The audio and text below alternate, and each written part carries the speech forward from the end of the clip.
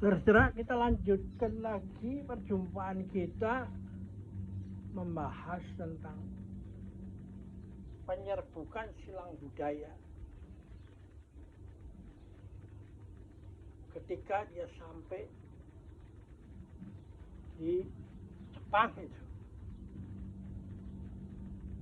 Nah, di Jepang itu khas itu yang tidak kita temuin di tempat lain, yaitu ada kelas pemimpin yang namanya golongan samurai.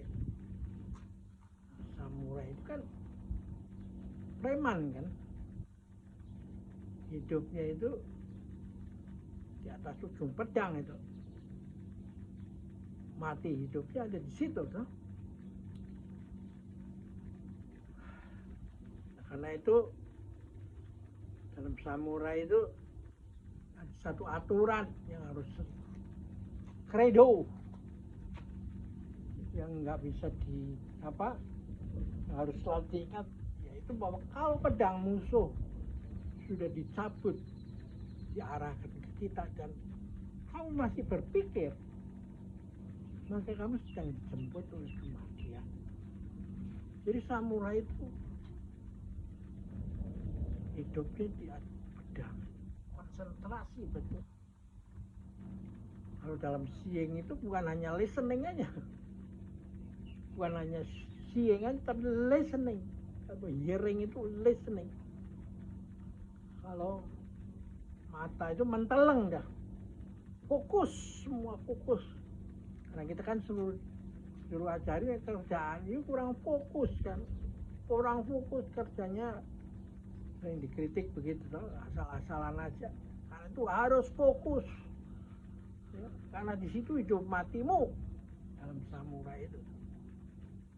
Nah, ketika Takuan Sohu, seorang Zen Master Soho itu berjumpa dengan samurai, dia nggak bisa cerita tentang ayat-ayat, karena dia ngerti. Nah, dia ajarkan begitu. Kalau kamu konsentrasi, kamu gampang diserang dari sudut yang lain. Karena itu bukan konsentrasi yang penting, tapi mindfulness itu menjadi orang yang sadar dia adalah just a part of the mighty whole, jadi bagian dari keseluruhan. Sehingga ketika serangan dari manapun datangnya, kamu bisa sigap menghadapinya, menangkalnya. Nah, itu cara kerja samurai. Nah, Takuan ini kan seorang biarawan Zen lah. Nah, dia dapat ilmunya dari mana? Dia ilmunya dari cerita dari kitab Tripitaka yang usianya sudah jauh sebelum dia.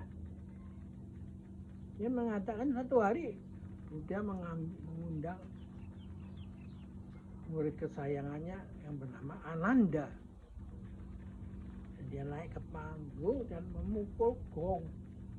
Gong mendengung, pelan hilang. Terus setiap kali dia pukul gong itu, dia selalu bertanya, Ananda, do you hear? Yes, master. Terus pelan-pelan, still here? Yes, master. Not anymore.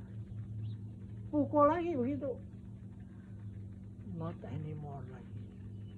Sehingga murid-murid yang lain, guru lagi ngapain ini kacau? Bukan ceramah, tapi mukul gong dan bertanya hal yang sama terus sama muridnya. Nah,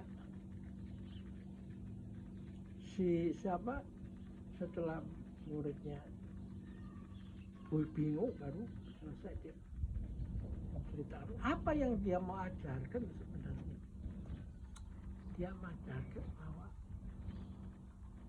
pada saat saya pukul gong dan bertanya, do you hear?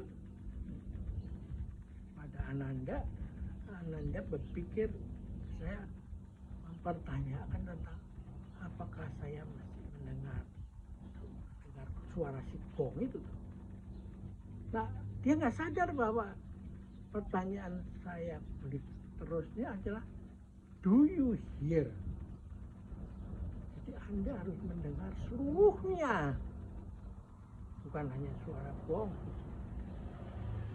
Nah, inilah persis yang diajarkan oleh Takwan pada Musashi.